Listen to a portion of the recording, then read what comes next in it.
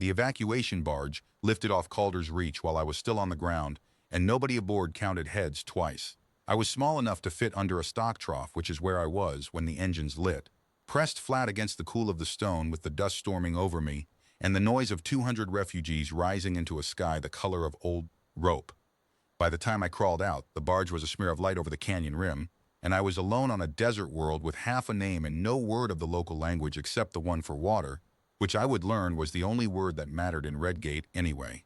I should tell you what I was, because it explains what nearly killed me before any person had the chance. I am Yeren. My people are river people, born in the shallows of a world called Miravis, and we carry our rivers on our bodies. Gill pleats run along our ribs and up the sides of our necks, soft folds of skin that drink the wet out of the air. On Miravis, they are a kindness of biology. On a dust world, they are an open wound. Within an hour of the barge leaving, my pleats had begun to tighten. Within 3, they were cracking at the edges like mud in the sun, and every breath I took felt like swallowing a fistful of chaff. The lift yard emptied. The handlers in their gray coats rolled the loading cradles back into the sheds and never once looked under the trough. I understood, in the way a small child understands a thing without words for it, that I had become a piece of luggage nobody had checked against a list, and that luggage left on the ground belongs to no one. I moved when the shadows moved. There was a line of cisterns along the western edge of the yard, big-bellied tanks sweating rust, and I went from one to the next with my mouth open against their seams, licking condensation off metal that tasted of iron and engine oil. A yard dog the size of a cargo sled found me at the 3rd tank. It looked at me a long time with its head sideways, decided I was neither food nor threat, and walked on. That was the first mercy Calder's Reach showed me. I have kept count of the mercies ever since. It is a long count now. By dusk, I had followed the smell of water through a gap in the yard fence and down a packed dirt street into the middle of a waypoint town.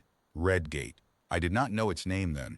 I knew only that at the center of it, ringed by a low stone curb worn smooth by 100 years of hands, there was a wellhead with a steel cover and a long iron winch, and beside it a trough for stock animals, and in the trough there was water. Actual standing water, more than I had seen since the barge ports of the levee. I put my whole face in it. I put my hands and my arms in it. I was trying to work out how to get my ribs into it when a shadow fell across the trough and stayed. I went still the way prey goes still. On the worlds I had crossed to get there, a shadow that stayed meant a hand that grabbed. The shadow did not grab. It moved off to the side, slow and deliberate, the way you move around an animal you do not want to startle, and a bucket came down into the water beside me. Not at me. Beside me. A clean bucket, lowered by a rope gone soft with use, held by a pair of hands that were the largest I had ever seen on any living creature, scarred across the knuckles, nails cracked, a wedding of rope burn and stone collis that I would later learn meant well keeper the way a brand means ownership. I looked up the length of those arms and found a human looking back down at me. I had never seen one before. We had been told about them in the camps, the way you are told about weather. Deathworlders, the vole handlers called them, with a flatness that was its own kind of respect. The creature crouched at the trough was past the middle of its life, gray coming up through a short dark beard, skin gone to leather under a sun that was not its own, and it was studying my neck, the pleats, cracked white at their edges and fluttering uselessly in the dry, with an expression I had no map for, not hunger, not calculation. It looked, more than anything, like a man reading a gauge and not liking the number. He filled the bucket and set it on the curb between us. Then he did a thing I have described maybe 1,000 times since, to people who always nod like they understand, and I am not sure any of them ever has. He took the cloth from around his own neck, soaked it in the bucket, wrung it to dripping, and held it out flat across both palms, not waving it at me, not putting it on me, holding it, an offering with no hook inside it, from a creature that outweighed me 10 times over, kneeling on the stones of its own town so that its eyes were level with mine. My mother had not finished my name. I want that understood before anything else, because everything that happened in the 19 years that followed hangs on it. Among the year a child is born with a seed name, and the mother finishes it the first time the child swims a current alone.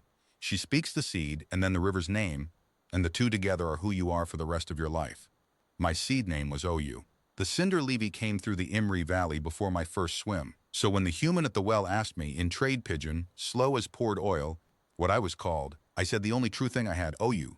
I said, and stopped, because there was nothing after it. There had never been anything after it. He waited. Humans are bad at many things, and waiting is not one of them. OU, he said at last, as if half a name were a whole one. He pressed the wet cloth gently against the side of my neck, and the pleats drank, and my body shook with how much it had wanted that. All right, I'm Harmon Cole, I keep this well. The tally office took a different view of me. Redgate ran on compact paper even though no Vol official lived closer than the garrison at Tiber Junction half a day up the corridor, and compact paper had a box for everything. The clerk, a narrow human named Pellet with ink on every finger, turned me in the light like a coin he suspected was shaved and wrote down what the boxes demanded. One unclaimed minor, species Yiran. Origin unverified, designation pending. He said that last part twice, designation pending, and the second time he said it, his eyes went up over my head to Harmon, who was standing behind me with the rolled brim of his hat in his hands, and something passed between the two men that I could not read but could feel, like pressure before weather. Sweeps due in 40 days, Pellet said. Returns office assessor out of Tabor. They collect pendings. Collect them to where? Harmon said. It did not bend at the end like a question. Teru Station mostly. Placement center. Pellet's pen stopped moving. Folks send letters after their pending sometimes to Teru. He squared the form against the desk edge. I've never heard of a letter coming back. I stood between those two human voices with the wet cloth still around my neck, understanding maybe one word in 5 and all of the silence. The silence was the part with the truth in it. Even at that age, even half dead and a stranger to the species, I knew what a place that 8 letters was. Harmon put his hat on the counter, which I would learn was a thing he did the way other men drew weapons. Then put me in the box, he said. Whatever the box is, custodian, guardian, keeper of record. Until his people are found, he's attached to the well. Pellet looked at him for a long moment. 40 days, Harmon. The writ outranks the charter, and Quen's office doesn't lose pendings. You'd be putting your name on compact paper, across from theirs. Then they'll know where to find me, Harmon said. Man's not hard to find. He's wherever the water is, he signed. I watched the pen move and did not know I was watching the first shot of a war. The clerk stamped it with the heavy stamp, the one that needed his whole arm, and said quietly, 40 days, one more time. The way you say a thing to make sure the other man has truly heard the number. Harmon picked his hat up off the counter and settled it back on his head. Then he looked down at me, at the pleats going soft again under the wet cloth, at the half-name standing in his town with nothing after it, and he said the thing I have carried longer than I carried my mother's face. 40 days, he said. Then I expect we'd better get started learning the rest of his name. The well house stood at the edge of town where the packed dirt gave up, and the red rock began, a long, low building of stone and salvaged hull plate with the bore running down through the middle of it like a spine. Harmon gave me the back room, the one with the old pump gaskets stacked in the corner, and the first night I slept there, I woke 4 times certain the engines were lighting and the barge was leaving again. The 4th time, there was a lamp burning low in the doorway, and the old man sitting in a chair beside it with a coil of rope in his lap, splicing an eye into the end of it by feel, not looking at me, just there. I did not wake a 5th time. He did not coddle me, and I want to be exact about that, because the stories people tell about humans and orphans always go syrupy in the middle, and this one never did. The 2nd morning, he put a broom in my hands. The 3rd morning, he showed me the winch, how the brake band wanted oiling, how you never, not once, not ever, put your fingers between the rope and the drum. The well had rules the way a river has banks. Water came up on a schedule. The first draw of the day went to the town tank, the second to the stock line, the third to the freight yard, and anything after that was discretionary, which was a compact word Harmon, pronounced like it had gristle in it. The well served the registered settlement first. The keeper decided the rest. That sentence was in the charter, and the charter hung on the well house wall in a frame Harmon had made from barge decking, and I learned to read trade script off that document 1 square word at a time, the way other children learn off prayer books. My body was the first problem. The medic came on the 4th day. Inez Calloway, a compact woman with a gray braid and a kit bag that smelled of alcohol and creosote, and she looked at my pleats with a little lens and was quiet too long. The folds had stopped cracking since Harmon had taken to soaking cloths for me, but the edges had gone stiff, scar tissue creeping where soft membrane was meant to be. A dry world is patient about killing a river child. It does not need a sweep or a writ. It just needs you to keep breathing its air. He needs humidity, steady 8 hours a day at least, Inez said. More when the wind's up. Harmon, that's water. I know what it is, Harmon said. That's your discretionary, every day, forever. The freight yard pays for theirs. I know what it is, he said again, and that was the whole argument, because that same week he gutted the old pump shed, lined it with hull plate, ran a line off the 3rd draw, and built what the town came to call the fog room. A misting head from a crop rig, a stone bench, a door that sealed. The first time he shut me in there with the mist drifting down, my pleats opened like something unclenching, and I sat in the wet and wept where he could not see me, because among my people you do not waste water from your own body in front of a stranger, and I did not have words yet for the fact that he was not one anymore. We built the language between us out of tally marks and water words. He would hold up a thing and name it.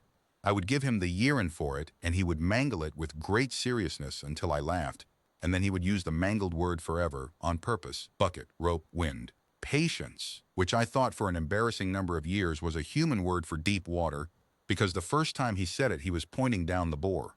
It was only later I learned the bore's registry name, written in the charter's first line by the keeper who had sunk it a century before Harmon. Patience. The town had long since stopped calling it that. The town called it the Long Drink, because that is what it was. 600 feet of pipe down through rock to an aquifer that had been collecting one slow drop at a time since before. Either of our species had words at all. It was in the fog room, with my pleats open and my guard down, that I finally explained my name in the broken half-pidgin we had by then. The seed and the river. The mother who speaks them together over the water that has just carried her child for the first time. I drew the Imri in the condensation on the hull plate the way I remembered it, the wide bend, the stilt houses, and then I wiped it away because I could not finish the drawing any more than the name. Harmon sat with his forearms on his knees and listened the way he waited, completely. So it's not lost, he said at last. It's not finished. Those are different things. I said nothing, because I was a child and the difference felt like a word game. We won't pick you a new one, he said. You're not a stray dog, you don't get renamed for somebody's convenience. Use what your mother gave you. You'll get the rest. He stood and put his hand once, briefly, on the top of my head, the first time he had touched me without a cloth or a bandage in his hand. A man can wait on the rest. We're good at waiting here, asked the well. Understand the clock under all of this, 40 days. We did not speak of it, but it organized everything, the way the bore organized the house. Pellet sent word when the assessor's circuit was confirmed. Harmon spent 3 evenings with the charter out of its frame, flat on the table under the lamp, making notes in a hand so cramped it looked like fence wire. I asked him once, in my new clumsy trade script, what he was reading for. He tapped the document. Their rules, he said. Man who only knows his own rules loses to the man who knows both sets. Assessor Quinn arrived on the morning of the 40th day, riding the corridor shuttle with a folding desk, a records case, and one enforcement trooper who stayed by the vehicle. I will describe Quinn fairly, because hating him is too easy and Harmon never bothered to. He was Volek, tall, gray as unpainted metal, with a long, still face and eyes that moved like a ledger being read. The Vol Compact is not cruel the way slavers are cruel. It is cruel the way arithmetic is cruel. To Quinn's people, kinship is registry. A person is the sum of their entries: birth entry, lineage entry, district entry, and a child with no entries was not a tragedy to him. It was a null, an error in the galaxy's bookkeeping, and his office existed to correct errors. They set up in the freight hall, because it was the only room with a table long enough for Quinn's documents. Half of Redgate found reasons to be near the doors. I stood beside Harmon, washed and brushed, with the damp cloth around my neck under my collar, where Harmon had told me to keep it. Let them see a healthy child, he had said. Sick ones are easier to call cargo. Quinn read the file without looking up. Unclaimed minor urine, designation pending. The Office of Returns holds a standing writ of collection for all pending designations in this corridor. He laid the writ on the table, turned it to face us, perfectly square with the table's edge. Collection is scheduled for today. The minor will be processed through Teru Station and entered into placement. This concludes the settlement's obligation. You are commended for maintaining the asset in good condition. The word asset went through the room like a draft of cold air. Harmon did not raise his voice. He set his hat on the table, crown down, and laid beside it the charter, taken off its nail in its homemade frame. Redgate Water Charter, he said. Compact ratified, 109 years standing. Article 6. The keeper of a chartered well holds standing of custody over all persons attached to the well's service, resident or transient, until the compact court of the district rules otherwise. He turned it to face Quinn, perfectly square with the table's edge, and I saw the assessor's eyes flick down to that small mirrored courtesy and stop on it, just for a moment, like a stylus catching on grit. The boy draws his water here. He's attached. You want him. You don't get him from a writ, you get him from a judge. The writ outranks local instruments, Quinn said. It outranks local instruments in matters of compact security, Harmon said. Article 6 was ratified under the settlement accords. Different statute, different shelf. He paused. I can wait while you check. Quinn checked. It took him 11 minutes, and the freight hall stayed silent for all of them. And I stood with my hand in the rough warmth of Harmon's hand and watched a gray official read his own law and find a man on a dust world standing. Inside it like a fortress he had built overnight. When Quinn looked up, his face had not changed, but something in the ledger behind his eyes had been rewritten. The district court grants an automatic 30-day stay where standing is contested. he said. I am recording your obstruction. Record it twice, Harmon said, and picked his hat back up. That night the town was loud about it, in the dry goods store and the freight bar, and the loudness had two notes in it that I would spend years learning to tell apart. Some of Redgate was proud. The well-keeper had stood in front of a compact assessor and quoted his own paper back at him, and Water Right was older than any of them, and there was a satisfaction in that as deep as the aquifer. But some of Redgate did arithmetic of its own that night. The town drank from compact contracts as surely as from the long drink, freight schedules, grain shipments, the garrison's custom, and Martha Vo, who chaired the settlement council and had signed most of those contracts, stood in the well-house doorway with her arms folded and said what the careful ones were thinking. 30 days isn't a victory, Harmon. It's a fuse. Most things are, Harmon said. Question's only ever what's at the far end of it. She looked past him to me, and her face was not unkind, which somehow made it worse. You know what I'm asking. Whether one pending child is worth what that office can do to a town this size. Harmon was quiet for a moment. When he answered, he did not say what a man in a story would say. He did not talk about right and wrong. He nodded at the framed charter on the wall behind him. That paper's the only reason there's a town here at all, he said. It says the water decides who belongs. Day we let them collect somebody, the water's already claimed. That paper's just a picture, and Redgate's just a tank with a fence around it. He set his hand on my shoulder, and I felt the weight of it settle, and it did not feel like ownership. It felt like a roof. He's attached to the well, Marta. So am I. They want to pull one of us off it. They can learn how deep the pipe goes.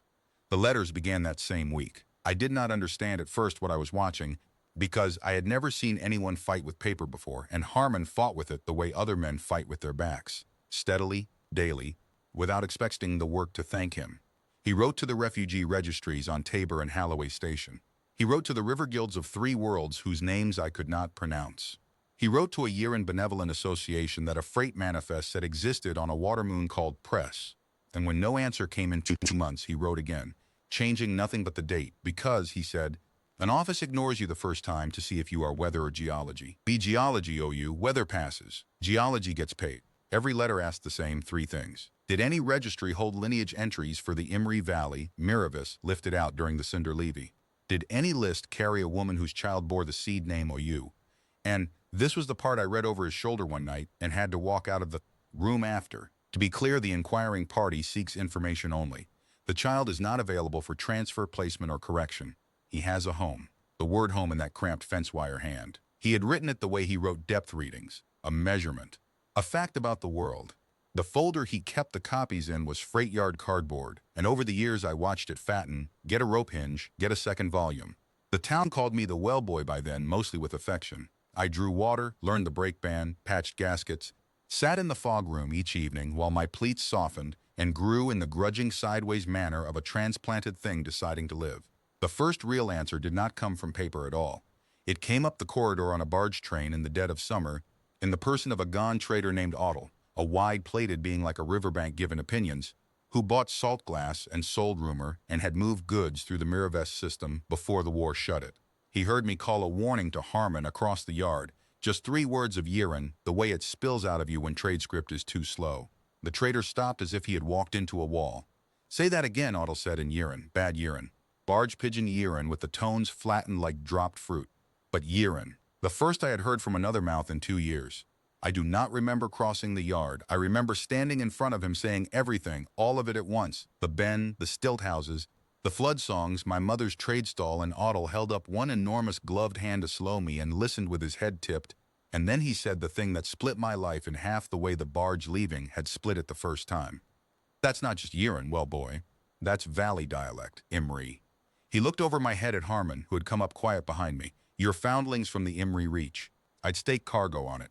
Heard that accent every season for 9 years buying glass off the stilt towns. Harmon got the folder. Otto drew them a map on the back of a manifest, the rivers course, the 4 big stilt towns, the trade stations. For one evening, the well house was the loudest I had ever known it, and I went to sleep on the floor by the table, with the lamp still burning, and the 2 of them still talking, and I dreamed in my own language for the first time since the camps. It took 11 days for the rest of the truth to arrive, because the rest of the truth was in the compact gazettes, and the gazettes came up the corridor with the mail. Harmon read the entry first, alone, out by the wellhead in the early light, and I watched him through the doorway, reading the same short paragraph many times, his thumb moving over the page the way it moved over a pressure gauge that had to be wrong. Then he came in and sat across from me and slid the page over, and waited while I picked through the trade script, because he had decided, and I understood this only years later, that I would hate him less for the truth than for the kindness of hiding it. Imri Reach, Miravis. Designated Hydromass Reservoir, Compact Levy Authority, third year of the emergency. Valley populations redistributed per wartime directive. Resettlement records. See Levy Authority, District Office, Teru.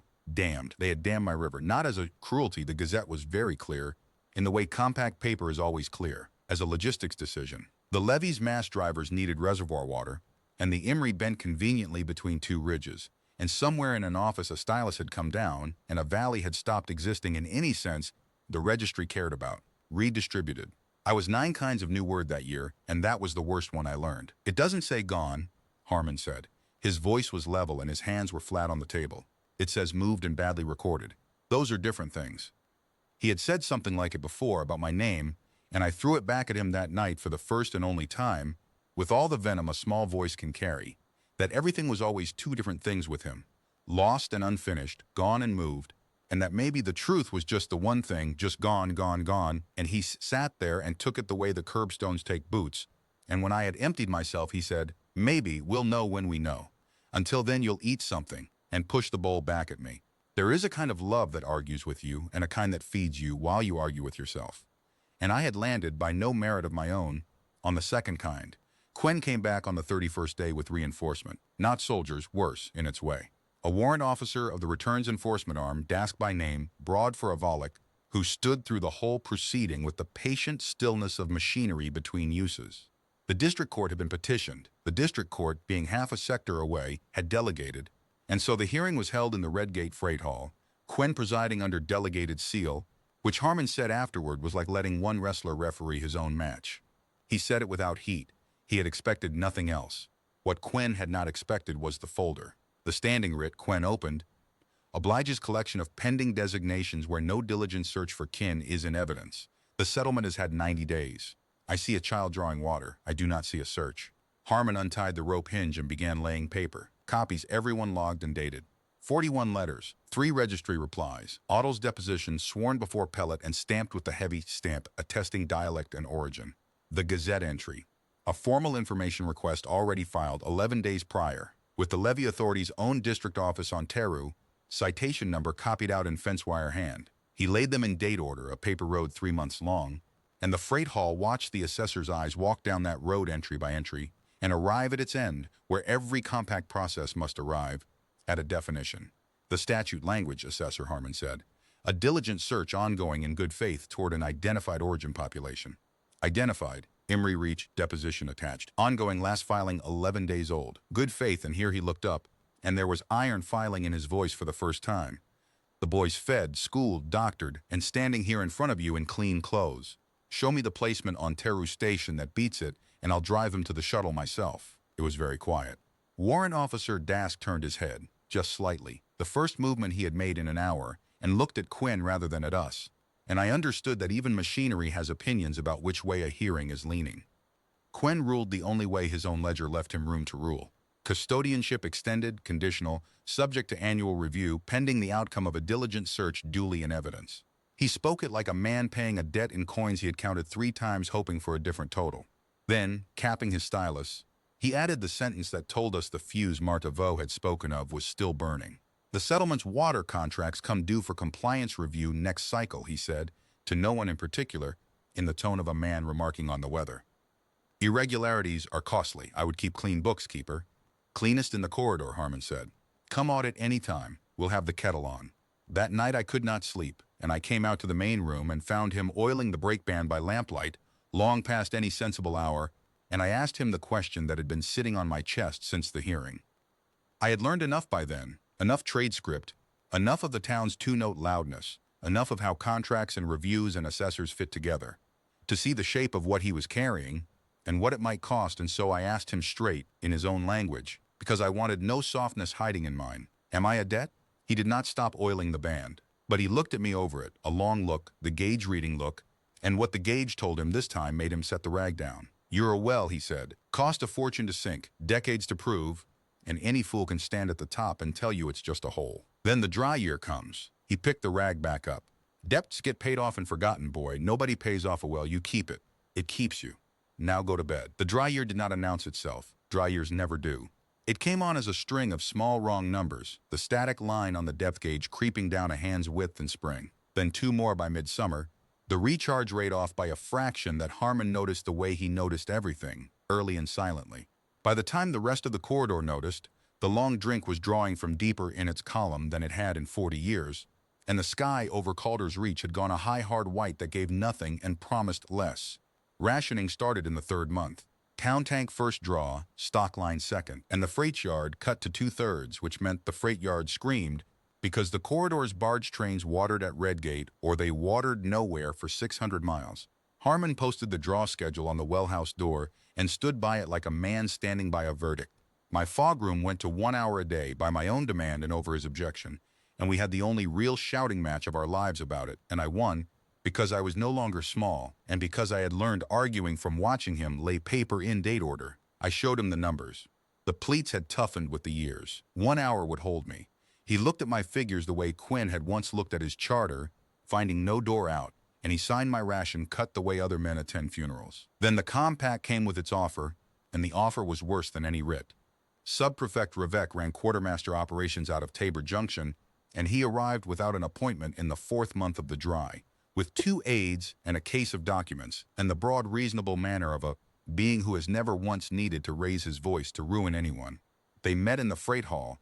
Everything in my life that mattered seemed to happen in that barn of a room, with the council present, Marta Vaux at the head of the table, and me in the back among the freight yard men, because I was 16 years old by the local count and worked a winch like anyone, and no one questioned my standing there anymore. Revec's pitch was clean. The compact maintained emergency water relief for corridor settlements in deficit, tanker drops, priority scheduling, subsidized rates effective within the month. Redgate qualified on every metric but one. He let an aide hand the folder down the table, and he said it while the folder was still moving so that it would land softly, the way such things are done. The settlement carries an unresolved compliance flag, a contested custodianship annually disputed by the Office of Returns.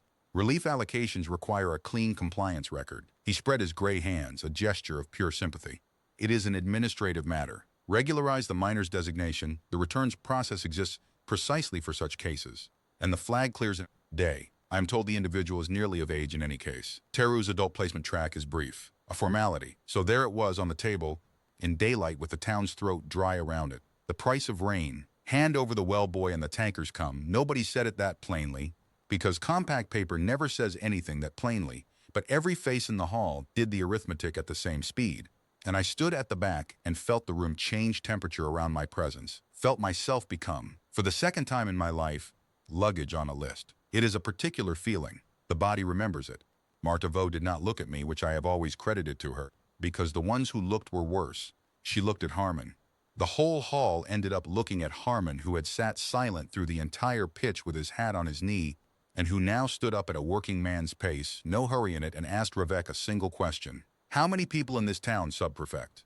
Revec glanced at an aide. 1,100 by the census. 1,101, Harmon said. Your census is light by a winch operator. That's the flag on your folder. Your office can't count.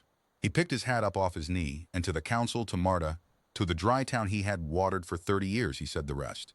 You all know what's being sold in this room. It isn't relief.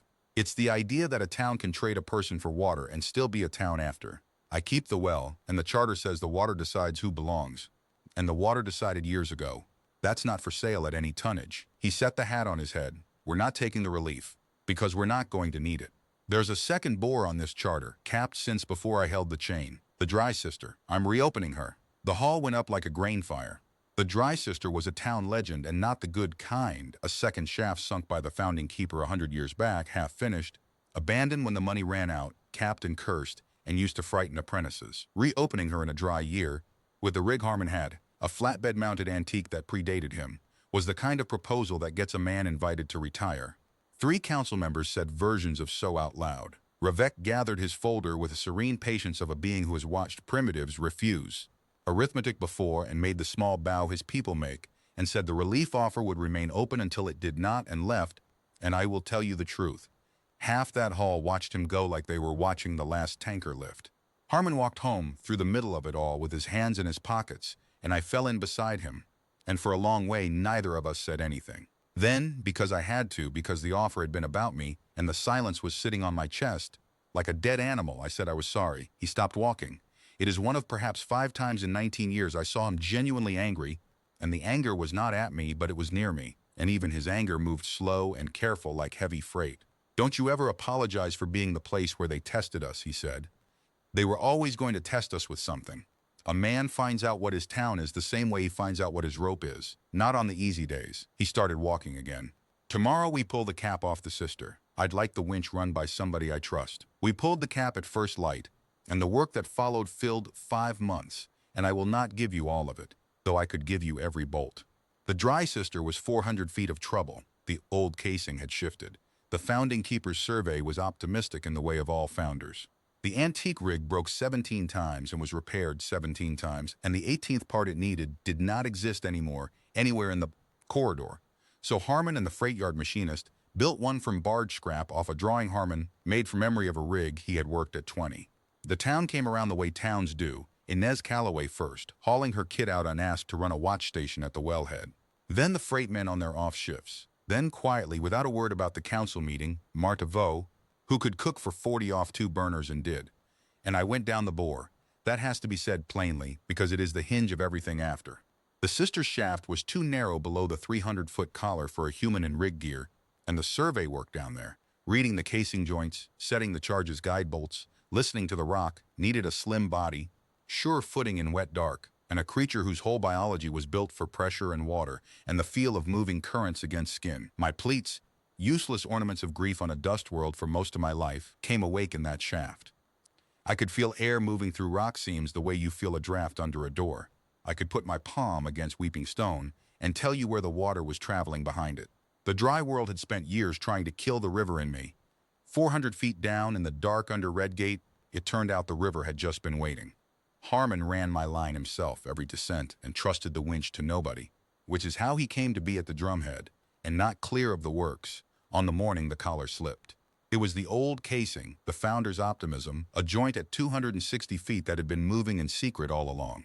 It let go while Harmon was half into the shaft mouth setting my guide rope, and the shifting steel took the staging out from under him and pinned him at the collar. One leg caught between casing and rock. 60 feet down in a column already groaning for another move. The men on the surface could not reach him.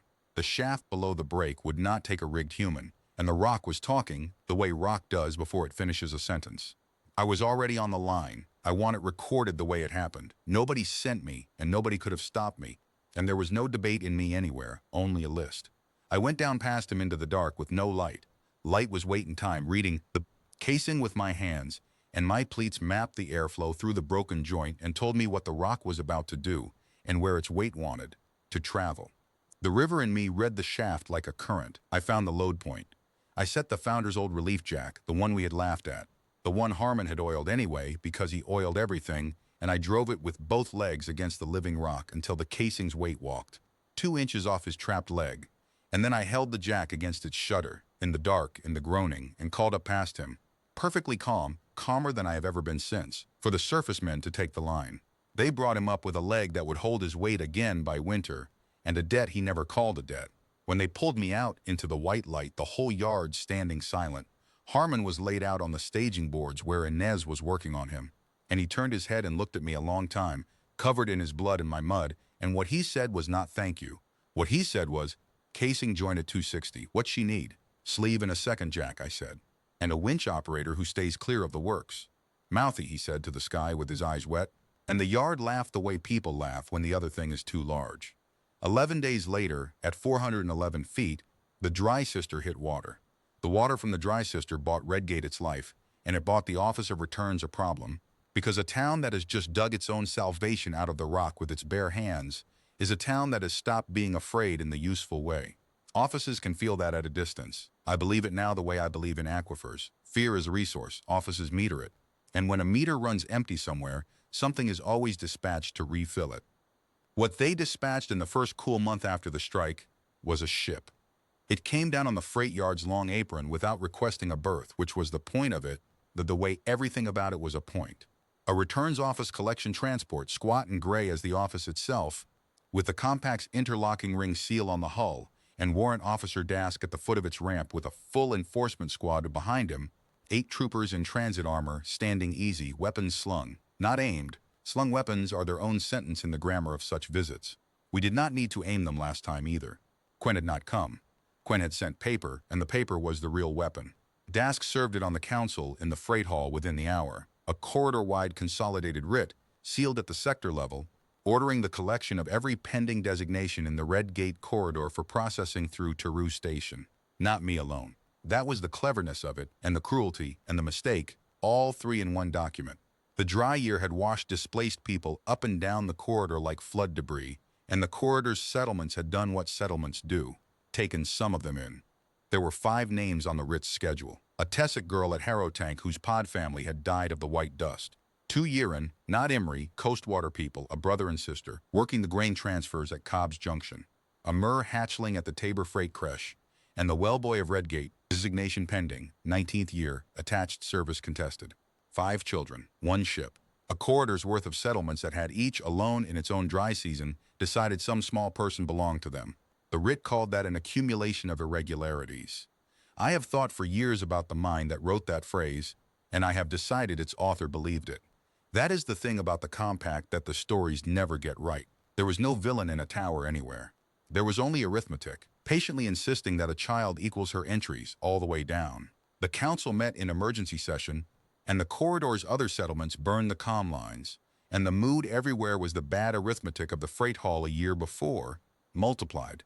What can a tank town do against a sector seal? Dask gave them 72 hours to produce the scheduled individuals, and his squad watered their transport from the freight yard line as if nothing at all were happening, and that the watering is where Harmon was standing when I finally found him at the yard spigot, watching compact troopers fill compact tanks with Redgate water, with an expression I had seen exactly once before over a Gazette entry, the look of a man rereading a number that had to be wrong and finding it right. "Get pellet," he said quietly, "and tell Marta I'll want the council tonight. And then sleep, boy, because tomorrow you're running the winch and I don't trust it to anybody else." What he laid before the council that night was already drafted, fence wire hand on charter stationery, because he had been drafting it in his head, he admitted later, since the morning Quen first said the word asset with me standing there in clean clothes. Article 9 of the Redgate Water Charter, the article nobody ever read because nobody ever needed it, the article a century of corridor lawyers had initialed without imagining it loaded. The keeper directs all discretionary service. Service to parties other than the registered settlement is discretionary in its entirety and may be refused without cause shown. The garrison's convoys were discretionary. The freight contracts that moved the garrison's grain were discretionary.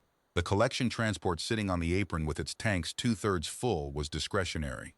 Every drop of compact water in 600 miles of corridor came up through 2 holes in the ground at Redgate, and both holes answered to the keeper's chain around Harmon's neck, and the charter that put it there carried the compact's own century-old ratification seal, senior to every writ Quen's office had ever issued and immune to all of them, because the Accord statute book sat on a different shelf. He had told us that years before. Different statute, different shelf. We had thought it a flourish. It was a survey. He had been mapping their rock the whole time, finding where the weight wanted to travel. As of the morning draw, Harmon told the council, the long drink and the dry sister served the registered settlement and the civilian corridor. All compact service is refused until the consolidated writ is withdrawn, not stayed, withdrawn, and I'll be at the wellhead if anybody from the office wants the cause. I don't have to show them. Marta Vo looked at the draft for a long time. She was the one who had called the first stay a fuse, and she had been right, and everyone in the room knew the far end of this one was a sector seal and 8 slung rifles. What she said was, the council should be standing next to you when you post it. And the vote was unanimous, and I have never loved a roomful of frightened people more. The notice went up on the well house door at dawn, and the morning draw pumped for the town tank, the stock line, the civilian freight, and stopped. By noon, the first garrison convoy was stacked at the yard limit with dry manifests. By the next evening, there were 11 convoys back down the corridor like beads on a string, and the comm traffic out of Tabor Junction had gone from instruction to inquiry to a tone the freight men called sincere. The collection transport's tanks stood 1/3 empty, and transit armor drinks like livestock, and DAS 72 hours came and went unmentioned by either side, because his office's deadline had quietly become the smaller of the two clocks in town. I ran the winch through all of it. That was my post and my answer to the schedule with my name on it.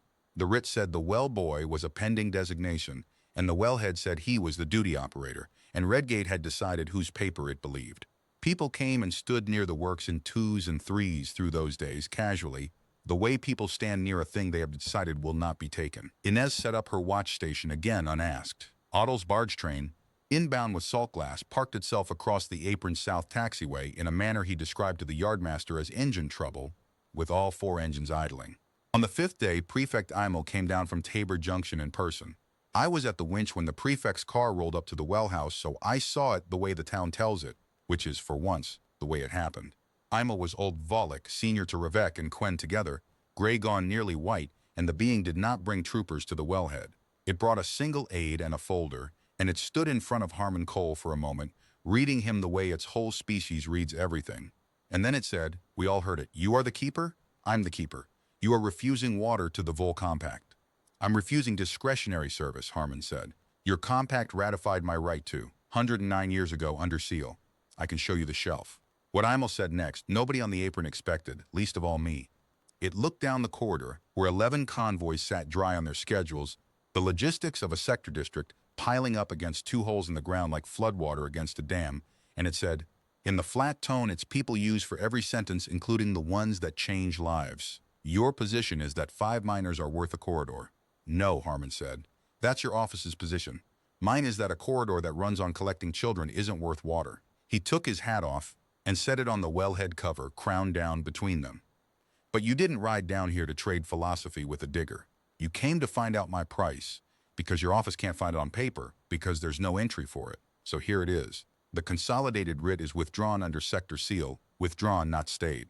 The 5 scheduled miners are entered as wards of their holding settlements, named guardians of record, no teru, no placement track, no pending anything, and the entries published in the Gazette where the whole corridor can check them.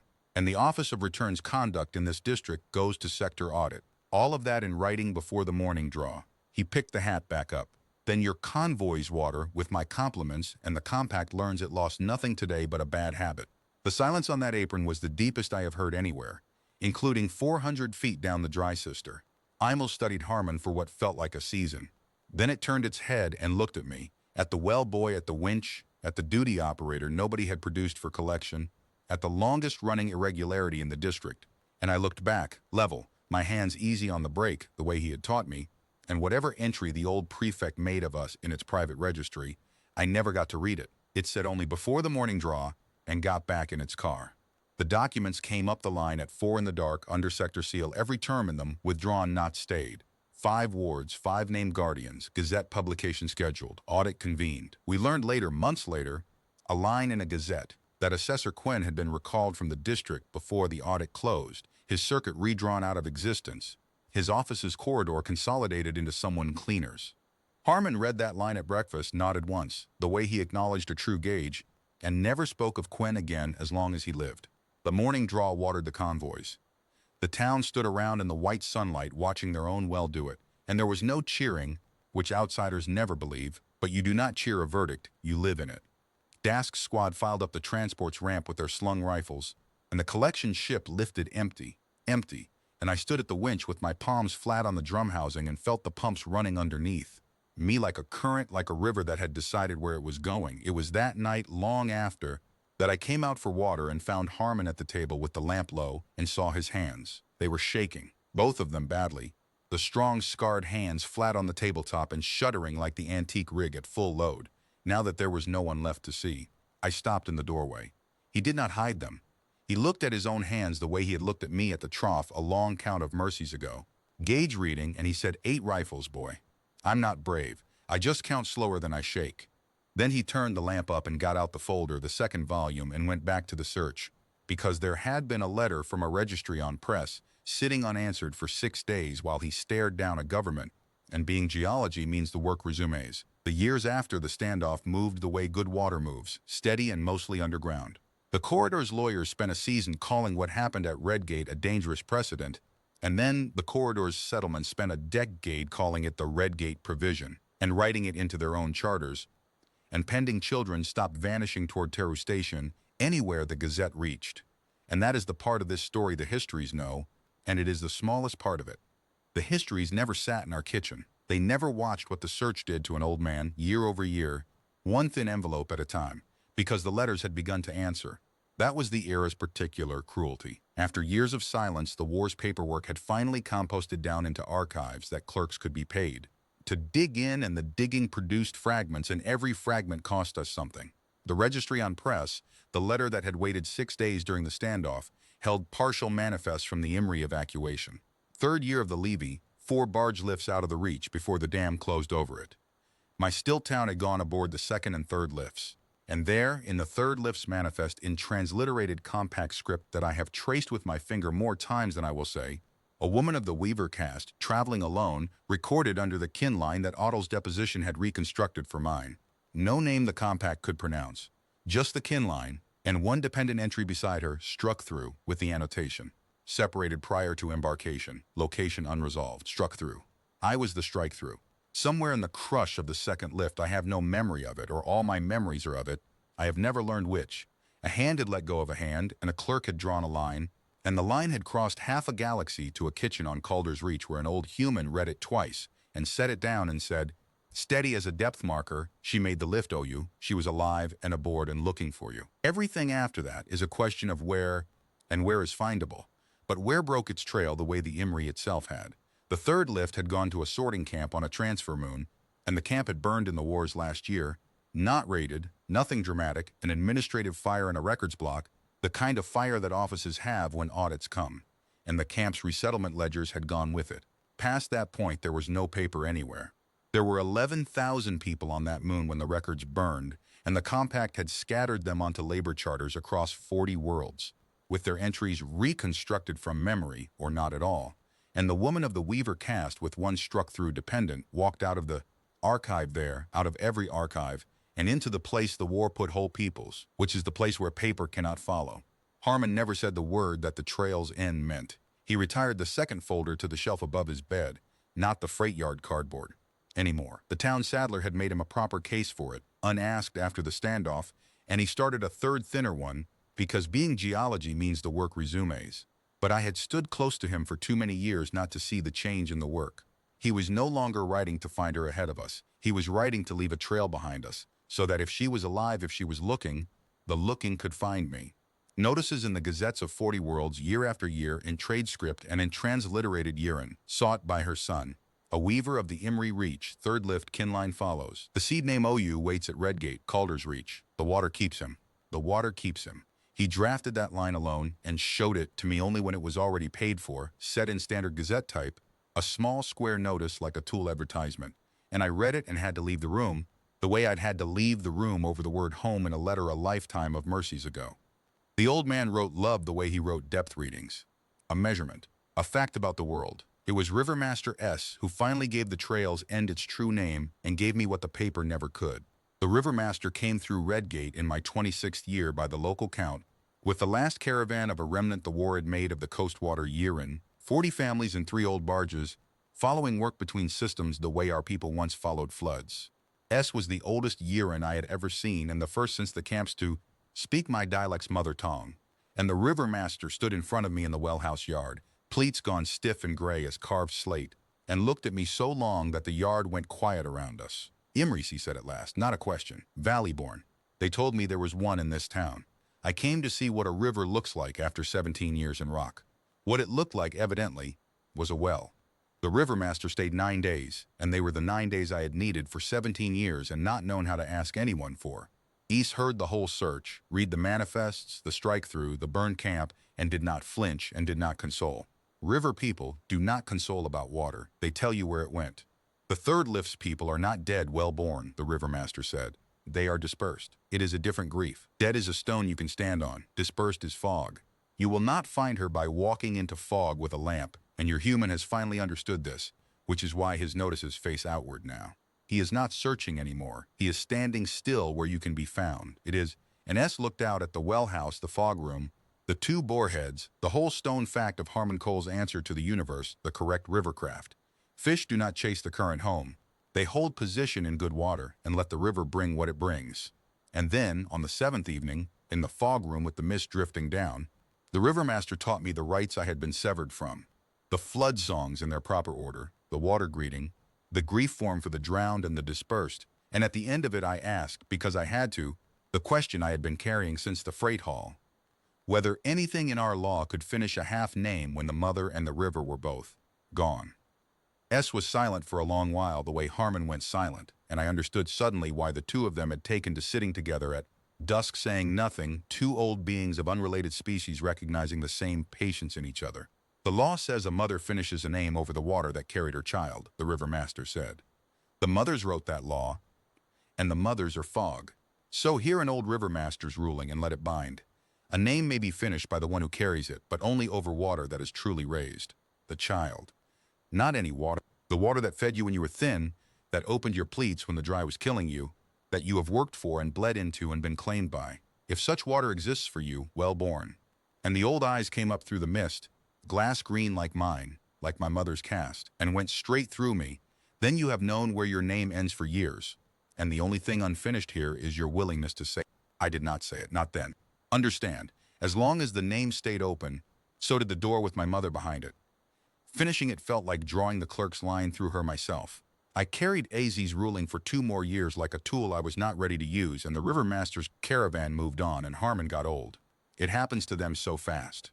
That is the thing nobody tells you when you are young and your whole world is one of them. Humans burn hot and brief.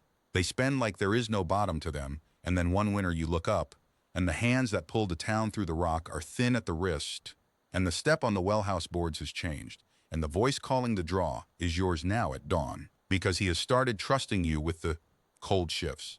He must have done his own arithmetic that winter, because in the spring of my 28th year he came out to the winch at the end of the morning draw carrying the saddler's case and a freight envelope, and he put both in my arms, and the envelope had passage papers in it.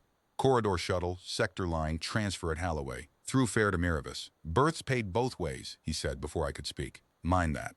Both ways. I'm not sending you anywhere. Boy, I'm lending you out. And the reach is damn, but it's your ground, and a man should stand on his ground once, his own feet. Go do your rights. See what the war left. Ask your questions where the answers grew. He looked off down the corridor road, and his jaw worked once, and the only crack in him I ever saw in 19 years showed itself for about the length of one pump stroke before he mortared it. And then come back and run my well because I'm old, and the council's been eyeing me, and there's exactly one operator in this corridor I'd trust the sister to. That's the longest speech you've ever made, I managed. It'll hold you to Miravis, he said, and put his hat on, and went in to do the ledgers. I will not give you the journey the way travelogues do. It was 22 days of corridor shuttles and sector liners, and I worked my passage's edges the way freight people do even when the berth is paid, because hands that know winches do not sit well in lounges. I will give you only this from the way out. At Halloway Station, waiting on the transfer, I saw a Volic clerk at a transit desk turn away a displaced family for incomplete entries, and I stood there with my papers in my hand, my ironclad, Gazette-published, sector-sealed ward of settlement papers that an old human had pulled out of a government with a water charter, and I understood, for the first time, what I was carrying. Not documents, armor. Somebody had forged armor for me out of a 100-year-old piece of paper, and willingness to stand behind it, and the family at that desk had nobody to forge theirs, and the difference between us was nothing but the accident of which town's trough I had drunk from. I bought their meals dockside and wrote Harmon about it, and his reply caught up with me 2 systems later, 11 words, fence wire hand. Then you know what the trade is for. Mind the both ways. Miravis from orbit is the most beautiful thing I have ever seen, and I looked at it the way you look at a parent's photograph from before you were born. Blue-green, cloud-wrapped, veined everywhere with the bright silver threadwork of rivers, 10,000 of them, more water in one hemisphere's weather than Calder's Reach has moved through its whole geology. Somewhere in all that silver had been one thread with my name in it. The thread was still gone. I had known it from the Gazettes and known it from S. And I learned on the descent shuttle that knowing a thing in paper and knowing it with your body are, as a great authority on the subject once taught me, different things. The war was a generation finished, and the compact successor administration had decommissioned the Levy Works years back. The mass drivers were gone to salvage. The dam still stood, too costly to demolish, too useless to maintain, but its gates hung open now, and the reservoirs behind it had drained away season by season, and what its emptying had uncovered was not the valley. It was the valley's grave. The Imri Reach, when I finally stood on its rim road at dawn with my rented ground car ticking behind me, was 40 miles of cracked gray lakebed silt, and out of the silt, in the low light, rose the stumps of the stilt towns. Ranks and ranks of pilings, water eaten down to knee-height, black with old immersion, marching along the ghost of a riverbank that my body recognized before my mind did. I had drawn that bend in fog room condensation with a child's finger. I was standing in the drawing. I went down onto the silt and walked it for 3 days. I am told I am calm in the way my teacher is calm, so I will record honestly that I was not calm there. I was emptied, which is a different state, and the dry wind moved through the piling fields with a sound I will not try to put into trade script. I found the second lift's embarkation ground from Audle's old manifest map, a fused glass apron the barges had scorched into the bank, the war's only durable monument. And I stood on the spot where, as nearly as any record on any world could place it, a hand had let go of a hand, and the clerk's line had been drawn through me. There was nothing there, that is the report. No marker, no echo, no shape in the air. Grief is not stored at the scene. We carry it out with us, or it goes uncarried, and mine had been carried 22 days and 19 years to come home. And so I did the thing I had crossed half a galaxy to do. I performed the rites S taught me, alone, in the dry bed of the Imri at the hour of the morning draw. The water greeting first, which must be spoken over living water, and I had carried living water with me. I want this on the record, all of it. In a dented steel canteen that had hung by the well house door since before my arrival, filled at the long drink by Harmon's own hand the morning I left. He had said nothing when he gave it to me. We had both known, and saying it would have been spending it. I poured Redgate water into the silt of the Imri and sang the greeting, and then the flood songs in their proper order, and then the grief form for the drowned and the dispersed, for the valley, for the second lift, for the weaver of the third lift and her struck-through dependent, for all of it. Every name and every absence of a name, and the dry bed took the songs the way dry ground takes water, completely, without comment, and gave back the silence that is. S says, the river answering in the only voice the war left it. Downstream, where the silt gives on to living tributary country the dam never killed, there is a settlement now. The successor administration calls it a heritage resettlement zone. The people who live there call it Mudfoot, with the particular pride of people who have decided to love what they were left. Perhaps 300 year-in, remnants of remnants, families clawed back from labor charters on a dozen worlds when the audits finally cracked the old levee contracts open, raising stilt houses again, on a river a tenth the Imri's size, relearning flood songs from elders who half remembered them. I came down out of the piling fields on the 4th day, and they knew what I was before I spoke, the way Ace had known. Valley walk, they told me. You all walk like the floods still come on schedule. I stayed 31 days. I gave them everything in the Sadler's case. Harmon had built the copies for exactly this. A second set of every manifest, every kinline reconstruction, every archive citation, 19 years of an old human's fence wire correspondence representing the single largest private archive of Imri evacuation records anywhere, which is a sentence I can write flatly now and could not say aloud for a year. Their record keepers fell on it the way Redgate falls on rain. 11 Mudfoot families found kin lines in that case. 2 found living kin from it within the season. I had the letters later, at the well, and read them to Harmon on the porch, and he listened with his hat over his eyes and said at the end, in the tone of a man closing a ledger that had balanced, "Good, then it was never just ours." And an old weaver woman named Issa Sen Imri. She had finished her own name in defiance, the whole settlement had, taking the dead river itself for their mother, sat with me on the 5th evening and read my kin line and wept the easy public tears my people are, permitted because she had known the line. Not my mother, the line. The stall by the 3rd pier, she said, the weavers of the blue thread. She told me my grandmother's trademark and my mother's cast songs and a dozen small unbearable diamonds of fact that no archive on any world held, and then I asked the question, the only question, and she took my hands in her old pleat-scared hands and gave me the truth Mudfoot had already learned to live inside. That the third lift's people had gone into the burned record dark with 11,000 others, that some few had come back out over the years, one by one as audits opened doors, and that most had not and now would not, and that we do not draw the clerk's line ourselves ever, but we are permitted to stop standing at the door. Fog is fog, she said. Essie's word in a stranger's mouth, half a galaxy from where I had heard it. You may love her without waiting for her well-born. Those are different things. I came out of that house and stood on the new pier in the dark with the small river running under me, and I let myself feel, fully, for one complete breath, the thing I had been refusing for 19 years, that she was not coming, that the door could stand open in the gazettes of 40 worlds forever, and it would. Harmon's notices outlived him. I pay for them still, Every year in trade script and transliterated Yiran, the seed name OU waits at Redgate. The water keeps him, and that I could stop standing in front of it, both once. Fog is fog. Mudfoot offered me a place. I want my children's children to read that and understand it was a real offer and a real temptation, not a beat in a story, a stilt house plot. Standing in the record keeper's lodge, where the saddler's case already had a shelf with my kin line on it. A people, my people, speaking my dialect around evening fires, on my own world, under my own weather.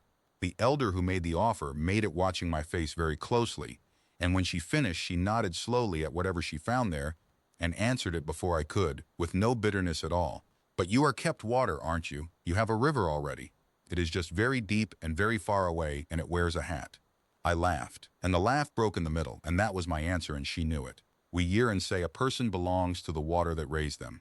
I had been raised at 600 feet by the patience of rock and one stubborn old human, and the river that had my name was not on Miravis, it never had been. It had been finished for years exactly as Essie ruled, and the only thing unfinished was my willingness to say it. I said my goodbyes on the new pier, gave Isis and Imri my mother's entry in the Gazette subscription so Mudfoot would be watching the door too, and started back up the corridor with an empty saddler's case, and a dented canteen now carrying by the weaver's own hands, a measure of living tributary water from the Imri's last running daughter. 22 days, 4 transfers, 1,100 miles of corridor road. I have made longer journeys since. I have never made one that mattered more, and it was not the leg to Miraves that mattered, in the end. Harmon had known that when he paid the fare. Mind the both ways. The old man had bought me a return ticket to my own grave field, and bet a 100-year-old well that I would use the second half of it, and I rode the corridor shuttle into Redgate at dusk in the first cool month of my 29th year, 19 years, almost to the season, after a barge lifted off this world without counting heads, and saw the well house light burning, and the date is recorded in the settlement ledger in my own hand. Because by the charter's requirements, the duty operator logs all significant arrivals, and I have always kept clean books.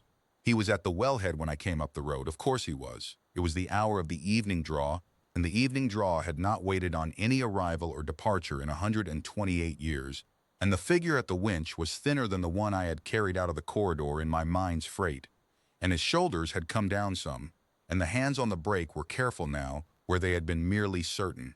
But the hat was the hat, and the eyes that came up to me over the drum were the eyes from the trough, gauge reading, and what the gauge told him made him nod once, exactly once, the way he acknowledged all true readings. Long drinks down a hand since midsummer, he said. 19 years, a war's worth of paper, a planet, a grave field 40 miles wide, and that is what the man said to me. Sisters carrying the difference. Brake band on the second winch wants oiling, and I don't bend the way I used to.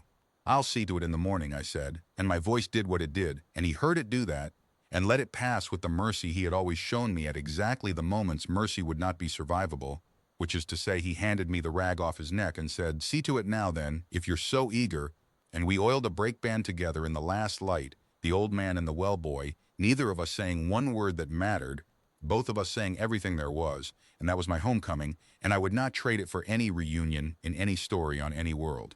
The handover came at midwinter, by the council's hand. I had thought it would be a paper matter. Everything in my life had been a paper matter, but Redgate had its own ideas about what it had watched for 19 years, and the freight hall was full past the doors the night Marta Vaux, gray now, and leaning on a cane she used mostly for pointing, read out the charter's succession clause. The keeper names his successor before the council.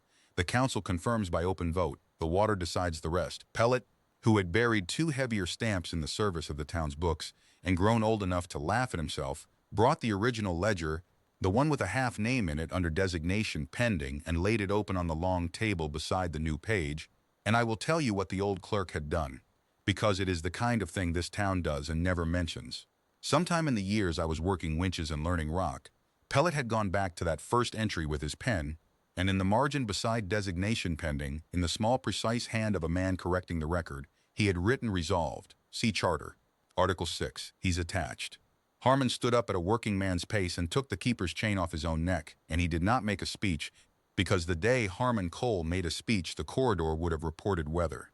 He said, "Council's heard my naming. I'll say the one thing the charter doesn't require, and then I'll sit down.